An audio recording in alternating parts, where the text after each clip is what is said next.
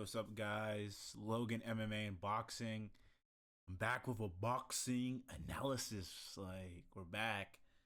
I haven't done too much boxing, but I really like boxing and it's something I want to cover. So let's get into it. We're doing the Bank Chris Eubank versus Conor Benn fight. This is happening, I think it's this Saturday. It's the 26th. There's a lot of really good fights, a lot of good fighters I like to keep up with here on this fight card, so it's pretty stacked. Dude, Turkey's been making boxing insane recently, and to me it's been better than UFC, but let's get into it. Some big boy cruiserweight fights starting the main card at least off. I know cruiserweight's been it's just a slept on division for sure, but there's some big boys who are fighting. I love Brandon Glenn, but let's get into it. Siobhan Clark. I said let's get into it so many times. I don't know why I keep on spamming that. Siobhan Clark versus Vidal Riley. Siobhan Clark. This is the first time of me hearing of him, seeing him. Decent pressure fighter. Lost his last fight to a 15-0 guy. He tried. It was a close. I think it was a very close UD. I think. I don't think he has it. He's 34. I don't think he can beat Vidal Riley. Vidal Riley, slick. Fighting out of Philly shell, slick fighter, pretty good.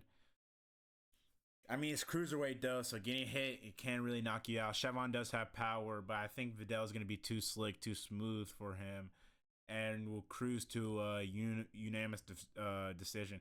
Especially because Siobhan took a lot of damage his last fight, and I don't like that age. Age is not on his side, especially boxing after 34, 30, boxing after 33, tight, it's hard. So, give me Vidal Riley by UD. Chris Billum Smith versus Big Brandon Glanton, man. Oof, we made it, bro. I've been watching Brandon Glanton for a while. I remember I got put onto him by the FA Apoche fight. Dude, y'all gotta watch that insanity. I thought Apoche won that fight, but Brandon, he was on the bad side of two decisions. He knocked down David Light. I think I thought he edged David Light, and to me he should be a champion by now. Brandon Glan's really he was a football player turned boxer, really just pressure, hard-hitting pressure fighter. Knocked out a Russian dude his last fight versus Chris Billum Smith, who's coming off the Zurdo Ramirez loss. Billum Smith, championship holder once. Did he beat I think he beat the guy who moved up to heavyweight. It was either he beat him or it was a close fight. The Nigerian dude he beat, who was just so boring at cruiserweight. Brandon Glenn is not a UK fighter, by the way. Dude is straight from America. Give me Brandon Glenn, though. And I think Brandon Glenn can knock him out. Chris Billum Smith is older, taking a lot of damage in his career, especially after that Zurdo fight. He's went through war. And Zurdo laid a pretty good blueprint how to beat Chris Billum Smith.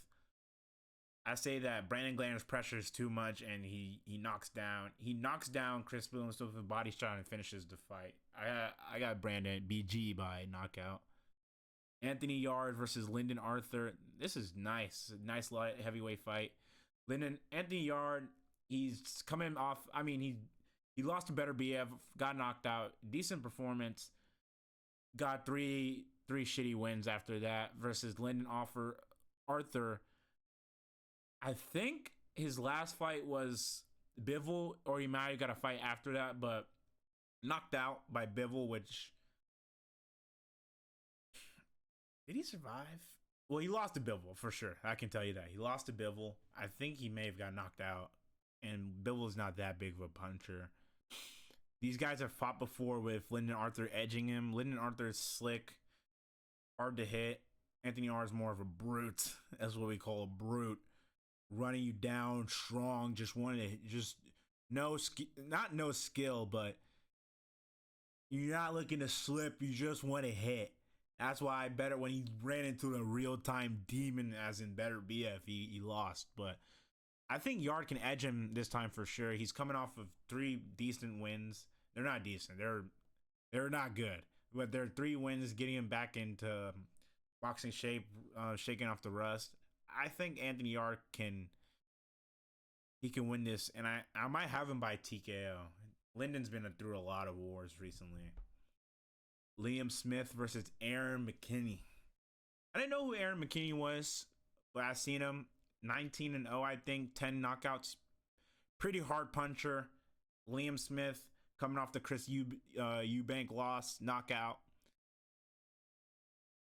You're not Callum Smith. I don't know if you can come back like your brother. I want to say that Aaron McKinney can edge just because he knows what he's coming. Liam Smith is always going to fight the same way. I don't think he's active enough, especially at this age, to beat Aaron McKinney, a young fighter, 25, young legs, still got his power, hasn't taken too much damage. I got Aaron McKinney to edge Liam Smith. I think you have a good performance, or he might be shot and washed because he's coming off a huge layoff. And the event we've all been waiting for, a middleweight fight. Chris Eubank Jr. I don't know if it's at 60. It might be at 60. Chris Eubank Jr. versus Conor Benn, the Destroyer Ben. I just love the way Chris Eubank has trolled this guy Conor Benn this whole fight. This is insane because Conor Benn is so angry, like literally just so angry 24/7. Like, dude, what are you mad at? Like, you grew up in a £1 million mansion. Like, what are you mad at? Like, why do you look like, who do you want to kill so badly? I feel sad for Eubank that his dad's being weird about being in his corner. Everything his dad, like, I like his dad, but like, dude, everything is some philosophical malarkey bullshit. Like, this is not Machiavellian. Like, you're not writing a paper. Not everything needs to write a paper, bro. Be there in the corner for your son. Speaking on the fight, though, Eubank, pretty big. He's skilled. Eubank is a skilled fighter. He doesn't really know what type of fighter he wants to be, especially because we know the way when Roy was coaching him, he tried to be like a Roy. But I think Eubank has a lot of experience, way more experience than Conor Benn. He's been in these big 12 rounders, and I think he can stop Conor Benn. But he's been cracked before. Unlike Conor's never been cracked, but we've seen recently Conor doesn't have that same power anymore off the eggs. He's off the omelets. He doesn't have that same destroyer power we've seen in the Peter Dobson fight. I think Eubank can drop and stop Conor Benn, especially because of the weight he knew this fight's coming. He came down to a healthy weight. He can rehydrate. He's gonna be way bigger than Conor. He's calm. I see Conor going too hard in the first 4 rounds, trying to get Eubank out of there. Eubank's expecting for Conor to come out there and get him out of there. If Eubank makes it past the first 4 rounds, it's over for Conor.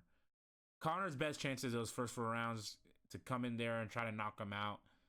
But I'm sorry, Eddie Hearn and Nigel Benn, it's over for you. Eubank's gonna win this fight. And if I was to make a parlay, if I was gonna give you a little betting tip, if I was gonna make a parlay, give me Brandon Glenn. Don't even worry yourself about the Vidal fight. Give me Brandon, because I know the odds are crazy. Give me Brandon Glenn, because he probably has good odds on this fight. And give me Anthony Yard. Parlay that. Make a little money. If you want to throw in Aaron McKinney, if you think that's going to happen, boom. I don't know what the odds would be. Eubank. Hey, super parlay. This is a fucking parlay if you want to make it. Chris Eubank, Aaron McKinney, Anthony Yard, Brandon Glenn. Trust me. We'll review the card after. I'll see y'all. Logan Boxing MMA. Like and subscribe. I'm going to keep these videos. Keep it going. Yeah, I'll see y'all.